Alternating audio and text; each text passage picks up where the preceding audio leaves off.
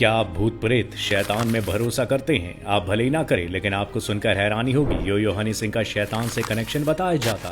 कई इंटरव्यू में इन्होंने फूट फूट कर जनता को सैटेनिक चर्च में जाने और शैतान को महसूस करने की बात कही है। कहीं यही वजह तो नहीं जिससे अचानक गायब होने के बाद भी वो खूब पैसा कमा रहे हैं? हनी सिंह ने ये खुलासा भी किया कि वो शैतान को देख चुके हैं। समझ रहे हो आप?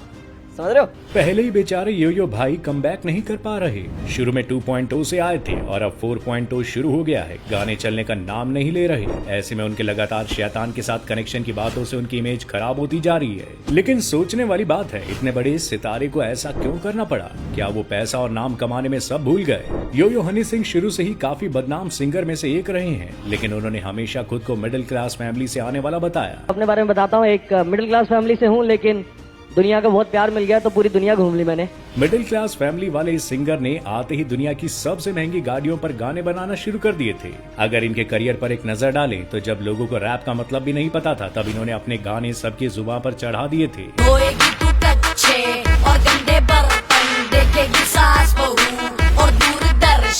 जी हाँ, जिस गाने में ये लड़कियों से कच्चे धुलवाने की बातें करते हैं वो भी सुपर हिट हुआ करते थे। उस टाइम लोगों को इनका लिखा हर बिना सिर पैर का गाना भी अच्छा लगता था।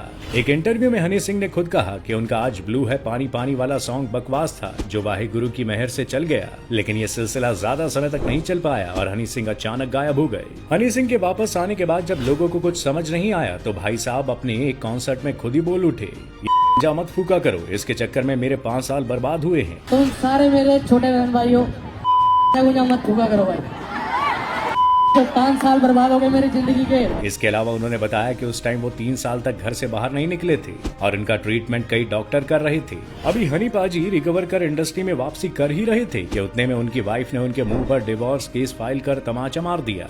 देखा आपने लापरवाही का नतीजा है।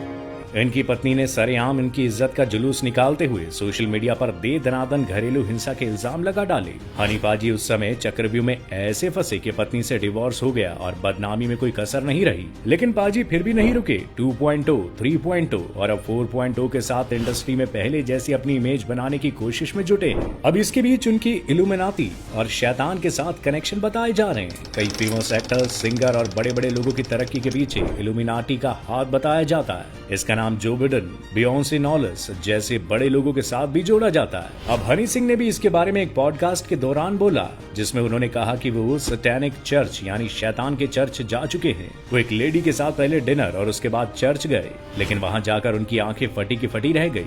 वो लेडी उन्हें एक सीक्रेट डोर के पास लेकर गई, जिसके अंदर जाते ही पाजी की सिट्टी बिट्टी गुम हो गई। चारों तरफ नेगेटिव एनर्जी महसूस हो रही थी और बोले कि मैं शैतान की तरफ जा रहा था। पाजी ने लाज शर्म का पर्दा हटाते हुए बोला कि मैं पहले ही नशे के चक्कर में पड़कर इतना खराब हो गया था कि मुझे उस शैतानी चर्च से डर नहीं लगा।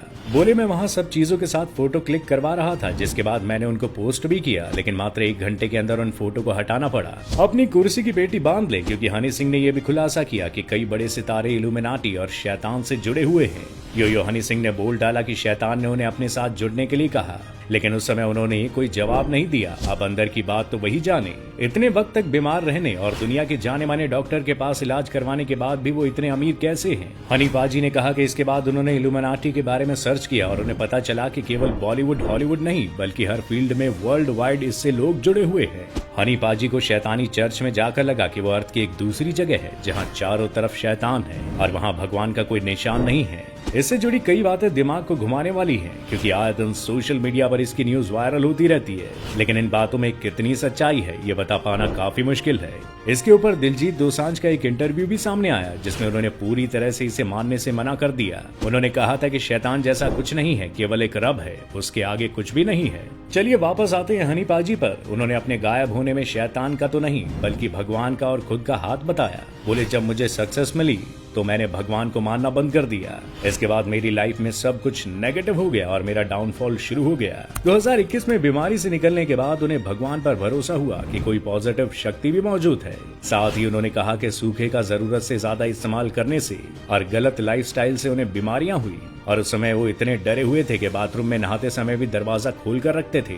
शैतान को देखने का दावा भी हनी सिंह ने कर डाला। अब इस बात में कितनी सच्चाई है ये तो वही जाने। हनी सिंह कई बार ये भी बता चुके हैं कि उन्हें लगता लगता था कि वो मर जाएंगे। उनके डॉक्टर्स को 3.5 साल उनकी प्रॉब्लम समझने में लगे और उसके बाद भी देश के 60 डॉक्टर उनका इलाज नहीं कर पाए। उनके दिमाग से म्यूजिक चला गया था, लेकिन अब हनी सिंह वापस फॉर्म में आते दिखाई दे रहे हैं। ऐसे में ये देखना तो बनता ही है कि वो इस बार क्या खास करके दिखाते हैं और कब तक चल पाते हैं।